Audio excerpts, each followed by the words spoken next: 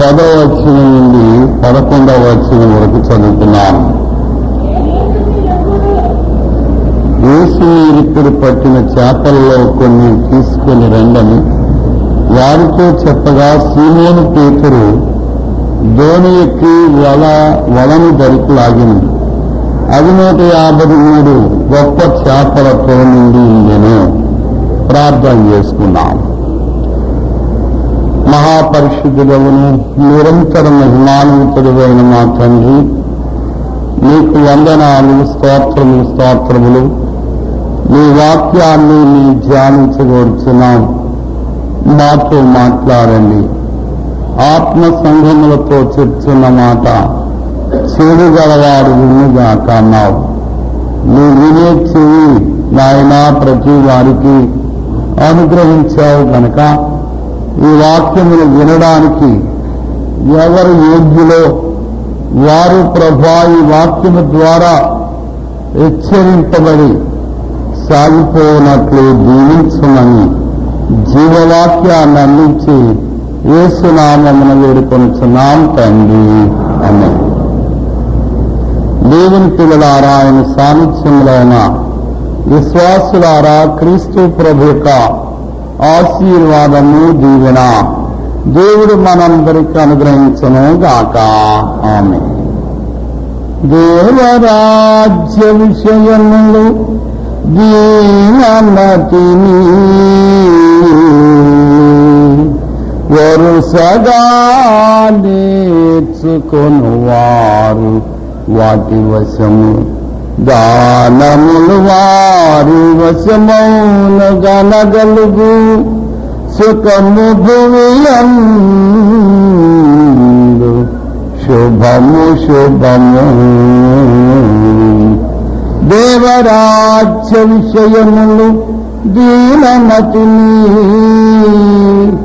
వరుసగా నేర్చుకొనువారు వాటి వశము దానములు వారి వశమౌను గనగలుగు సుఖము భువియందు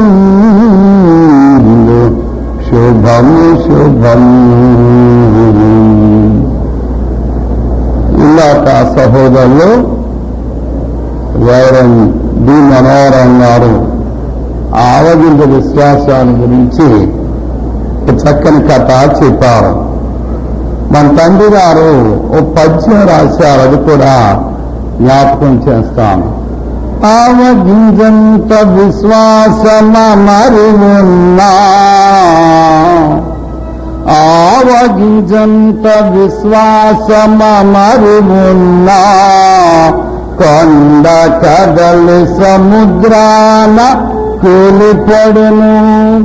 ఆవగింజంత చిరుపాపమంటియున్నా, వధువు సంగమునకు చేరుటెట్లో.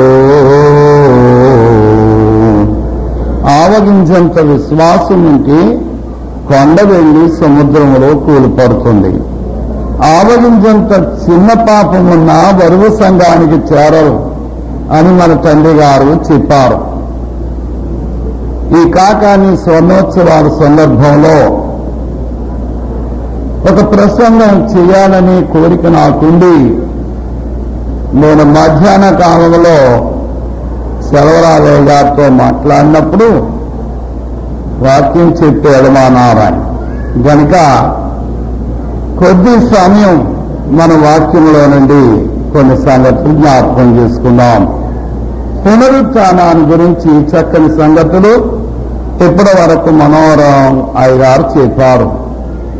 అయితే యేసు ప్రభు తాను లేస్తానని అనేక పర్యాయాలు చెప్పారు.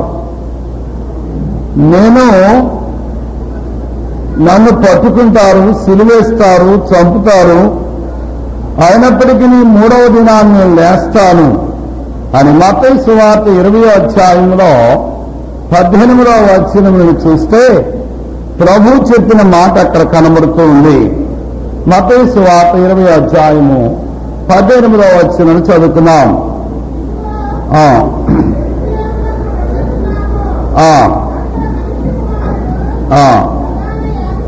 ప్రధాన యాజకులకును శాస్త్రులకును అప్పగింపబడును. వారాయనకు మరణశిక్ష విధించి ఆయనను అపహసించుచు కోడాలతో కొట్టుటకును శిరవేయుటకును అన్యజనులకు ఆయనను అప్పగించరు. మూడవ దినమున ఆయన మరలా లేచెను. యేసు ప్రభు చెప్పినటువంటి సంగతులు కొన్ని ఆ కాలంలో ఉన్న వారికి మర్మంగా ఉండిపోయాయి. అందులో ఆయన చెప్పినటువంటి సంగతులు అర్థం కాక వాటిని మర్మంగానే ఉంచేసుకున్నారు వారు. ఒకప్పుడు యేసు ప్రభు బోధిస్తూ, నా శరీరము తిని నా రక్తము త్రాగిపోయి నా తండ్రి రాజ్యములో చేరతారు గాని నా శరీరము తినకుండా నా రక్తము త్రాగకుండా ఎవడనో తండ్రి రాజ్యానికి రాడు అంటే యూదులైన వారు ఒకరితో ఒకరు వాదించారు గాని వారు యేసుని అడిగి కనుక్కోలేదు. వారు ఏమని అనుకున్నారంటే, ఈయన తన శరీరాన్ని ఎలా తినగలడు అనుకున్నారంటే. అలాగే దేవుని పిల్లలారా, ఇక్కడ మనం చదువుకున్న వాక్య భాగంలో యేసు ప్రభు నేను 3వ దినాలు లేస్తాను అంటే నువ్వు ఎలా లేస్తావు, చనిపోయిన వ్యక్తి ఎలా లేస్తారు అని వారు యేసును ప్రశ్నించలేదు. అలాగే యేసు ప్రభు చెప్పిన మాటలు అనేకమైనవి వారికి అర్థం కాలేదు కనుక వారు ప్రభువునే అడగలేదు. కానీ అన్న ప్రకారంగా యేసు ప్రభు లేచారు. మీకు ఉదాహరణ చెప్తాను. యేసు పండుగ సంతోషమా, ఆనందమా, దుఃఖమా? అందరికీ అనుమానమే. యేసు పండుగ రోజున సంతోషమా, దుఃఖమా? సంతోషం. కానీ ఆ రోజు ప్రభువుకు చాలా దుఃఖమట. ఎందుకు అంటే, నేను తిరిగి వేస్తాను అని ప్రభు దారిలో చెప్పారు. కానీ ఏ ఒక్కరూ ఆయన సమాధి దగ్గరికి రాలేదు. తన శిష్యుల్లో ఏ ఒక్కరూ అక్కడికి రాలేదు. ప్రభు యొక్క పునరుత్థానాన్ని చూడలేదు. దేవుని పిల్లలారా, పునరుత్థానాన్ని చూడకపోతే అది ప్రభువుకు సంతోషమా? ఒక పెద్ద వ్యక్తి ఆపరేషన్ నిమిత్తం వెళ్ళి చావు బ్రతుకుల సమస్యలో నుండి తిరిగి బ్రతికి బయటకు వచ్చినటువంటి వ్యక్తి ఆపరేషన్ పూర్తయిన తర్వాత కన్నులు తెరవగానే ఎవరిని చూడాలనుకుంటాడో? తన ఆత్మీయులను, తన బంధువర్గాన్ని, లేక తన భార్యా బిడ్డలను చూడాలని అనుకుంటాడు. అంతేకాని ఆపరేషన్ చేసిన డాక్టర్నో లేకపోతే కట్టుగడుతున్న నర్సునో కాంపౌండర్నో చూడాలని ఎవడో అనుకోడు. అలాగే దేవుని పిల్లలారా, పునరుత్థానుడై గొప్ప విజయాన్ని సాధించినటువంటి ప్రభువు బయటకు రాగానే ఎవరో లేరు, తన శిష్యుల్లో ఒక్కరో లేరు. అందరూ పారిపోయారు. యేసు మాటను వారు సరిగా అర్థం చేసుకోలేకపోయారు. వారు చెప్పుకున్నారు కానీ దానిని గైకొనలేదు. మనం కూడా అనేకమైన సంగతులు చెప్పుకుంటున్నాం, దాన్ని అనుసరించాం. కనుక అనుసరించకపోతే ఏం ప్రయోజనం? సాతాను యేసు ప్రభువుని మరణ బంధకముల నుండి పైకి రానియకుండా చేయాలని ఆయన తీసుకెళ్లి ఒక భయంకరమైనటువంటి ఆ యొక్క రాతి సమాధిలో పెట్టి బంధించింది. అయితే ఆ బంధించినటువంటి ఆ బంధకముల నుండి ప్రభు బయటకు వచ్చారు. మన తండ్రి గారు ఓ పాటలో ఓ మాట రాశారు. మొల్లమగు మరణ ద్వార బాంధ మొల్లు నిందాటకపోయేను బలమగు మరణ ద్వార బాంధ మొల్లు నిందాటకపోయేను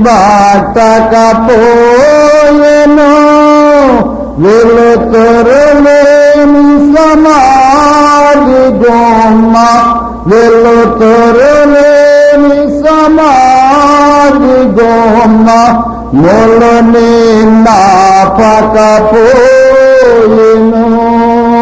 మొలని నాపకపోయిను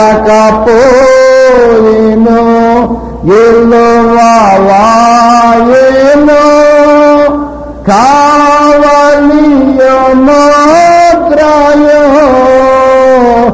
ఎల్లువాయేను కావలియమోద్రాయో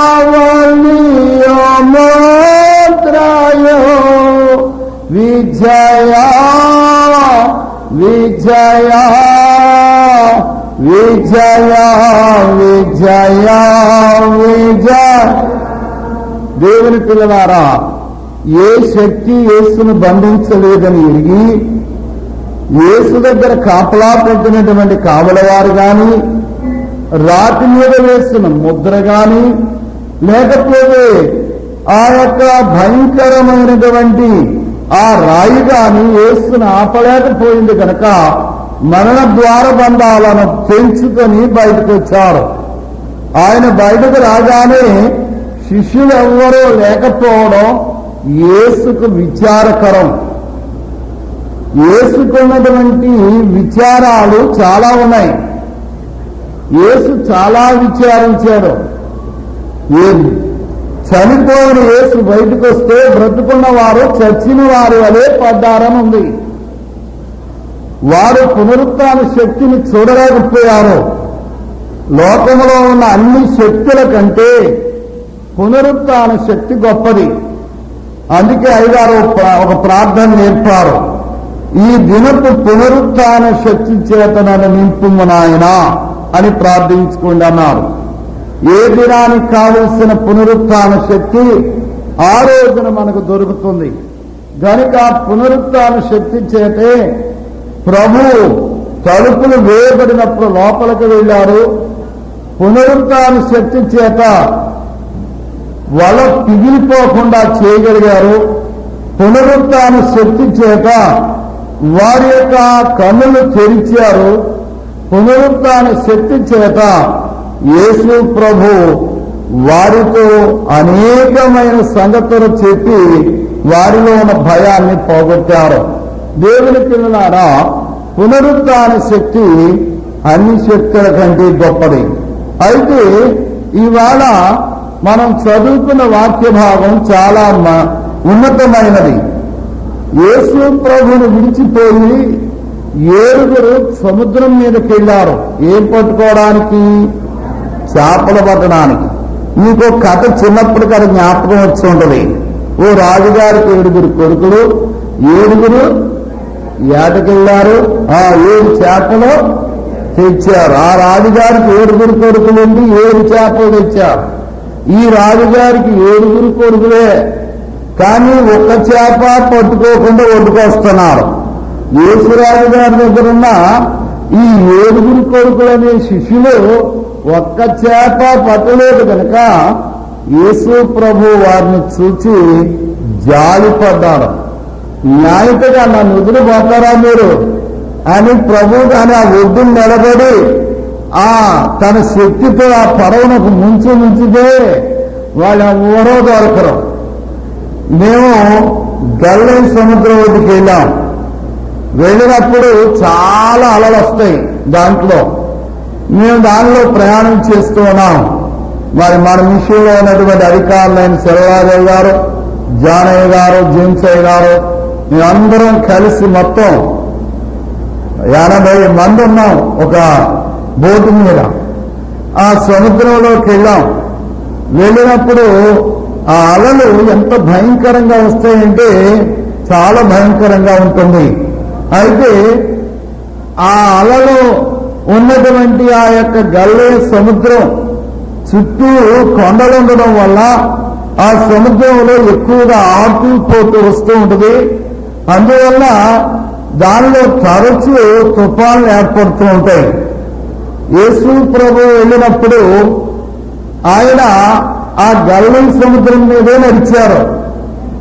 అది సముద్రం పేరు కానీ దాని నీరు చాలా తీయగా ఉంటుంది.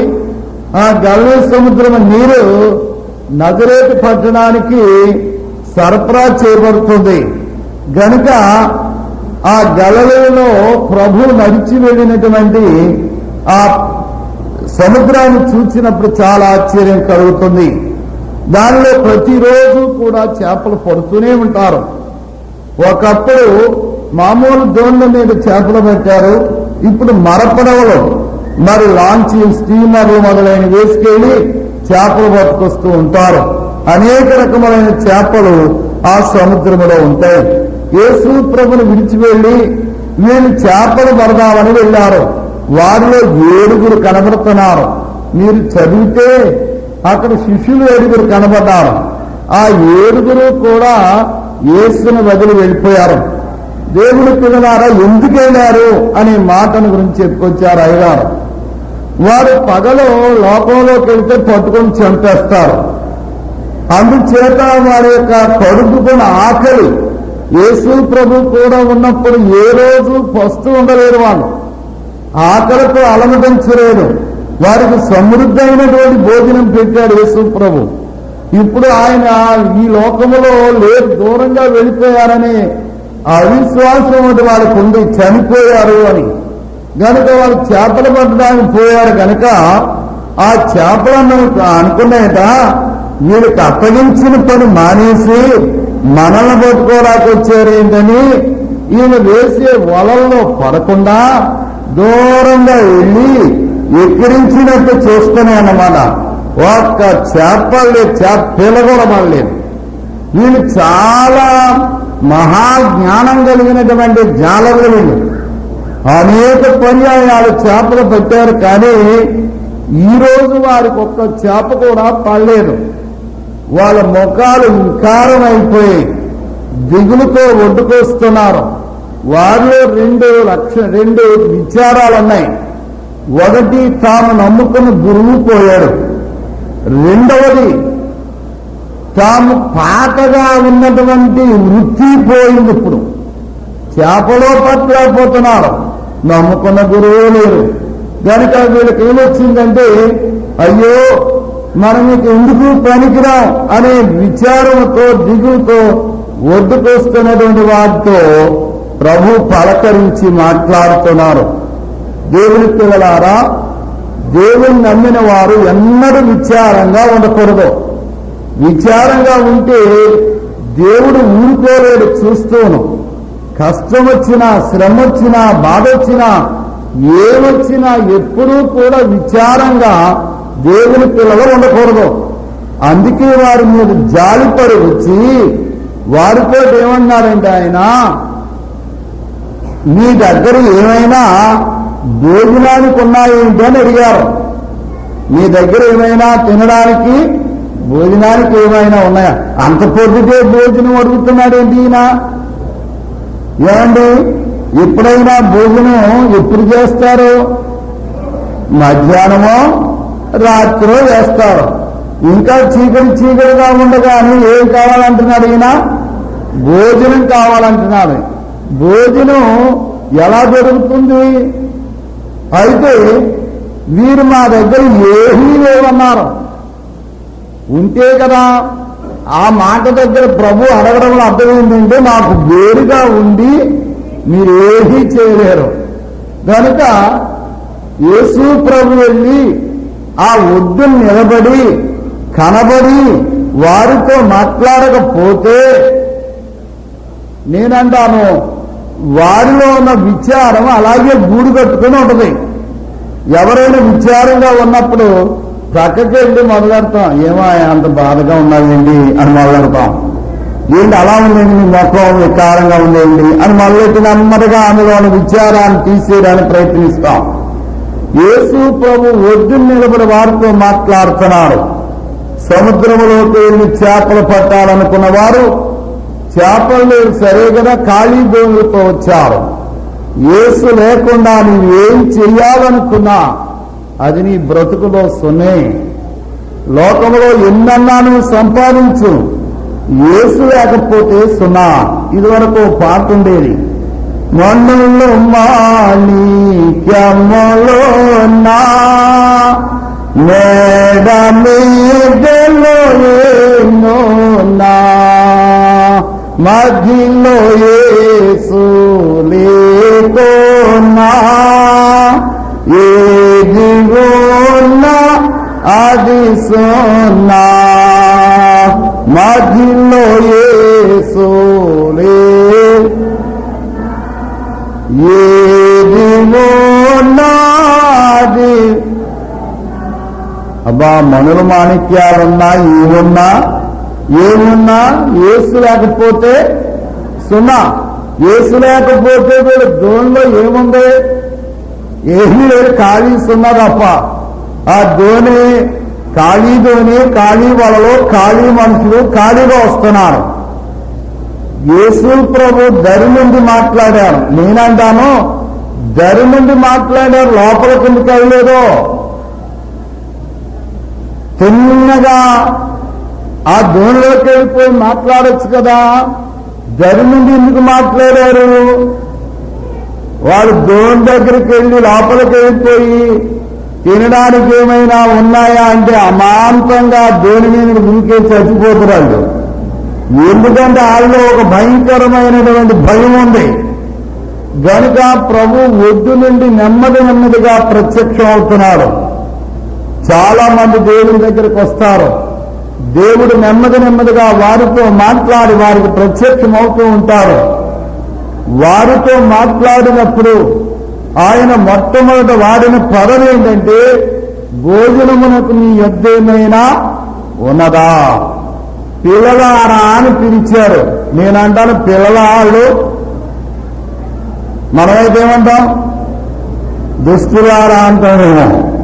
నేను చెప్పిన పని మానేసి ఇదేది తిరుగుతున్నా ఇంతని కోపం వచ్చేదో అంటాం. కానీ పిల్లలారా అని పిలిచారు.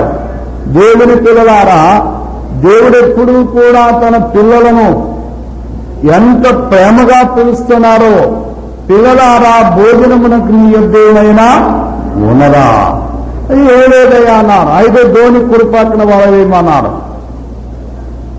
రాత్రంతా వేశాం, ఇప్పుడు మళ్ళీ నువ్వెవరో వచ్చి మళ్ళీ ధోని కుడి పక్కనేవా, పైగా ఒడ్డుకొచ్చేసింది ధోని అని చెప్పి వారు వేయడం మానలే.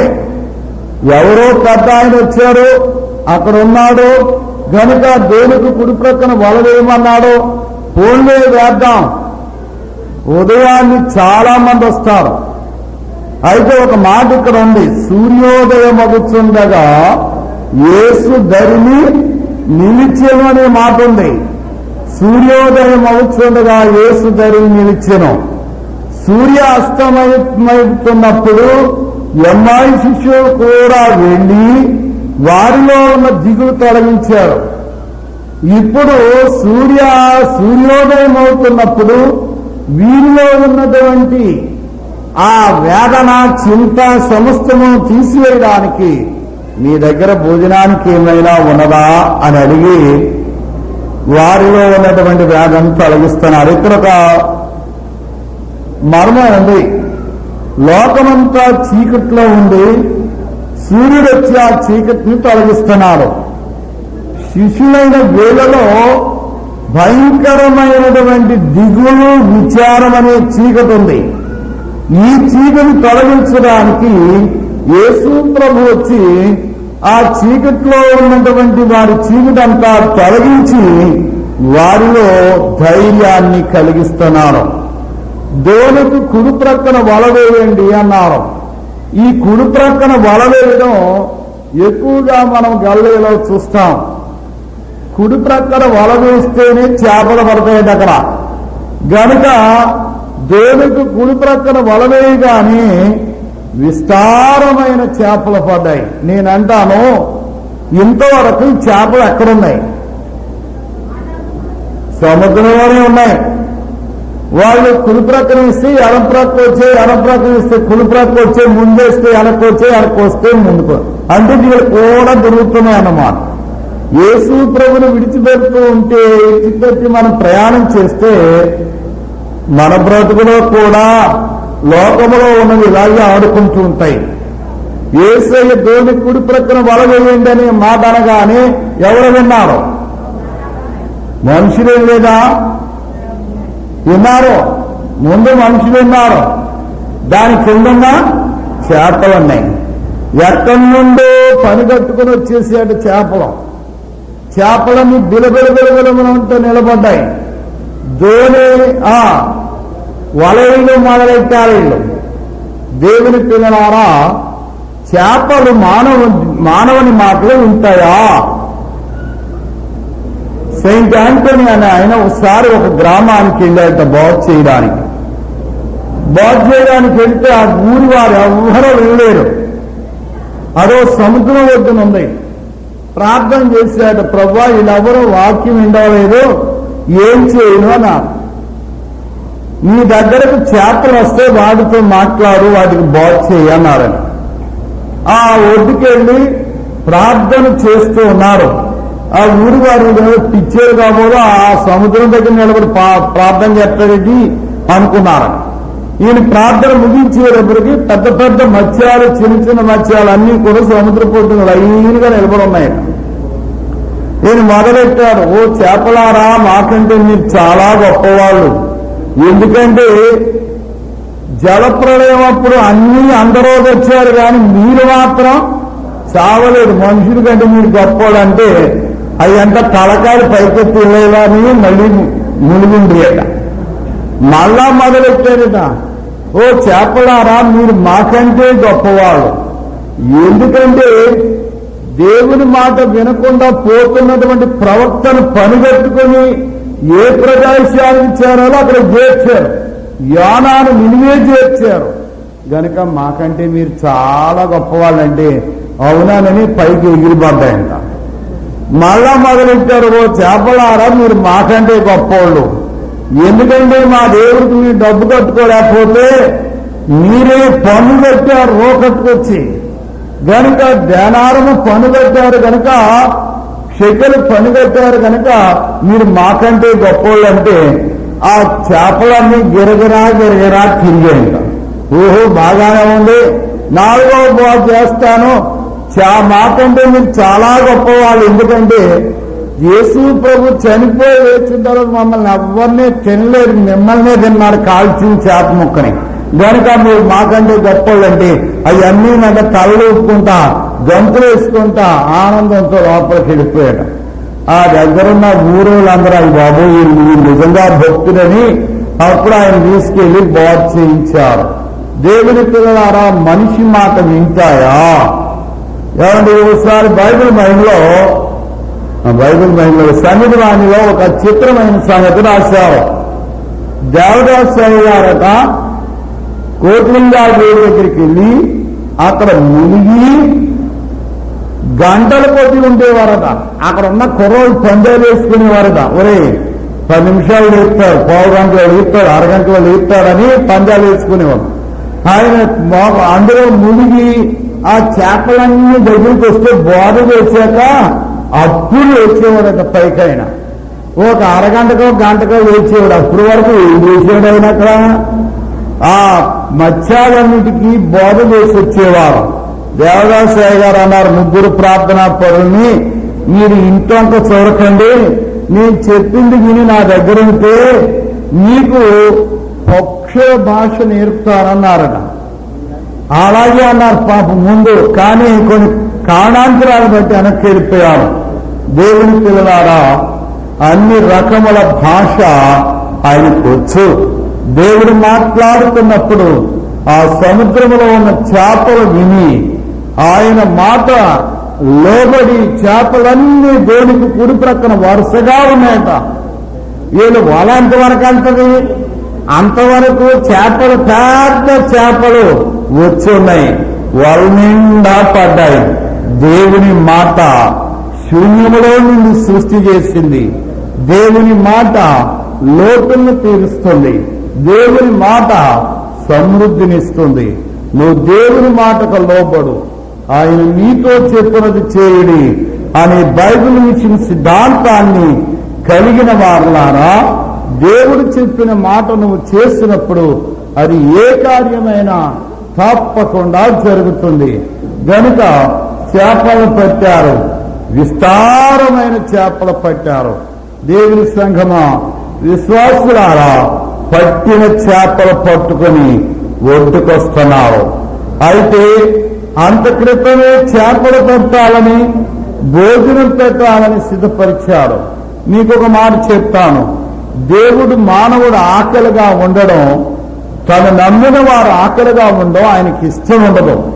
కనుక ఆయన రొట్టె, చేపలు, కాల్చిన చేప ముక్కలు పెట్టి ఉంచారు. దేవుని సంఘమా, నువ్వు ఆకలితో ఉండడం దేవునికి ఇష్టం లేదు. మీకు ఒక చరిత్ర మీకు చెప్తున్నాను, ఇది జరిగినటువంటి చరిత్ర. ఎలీషా గారు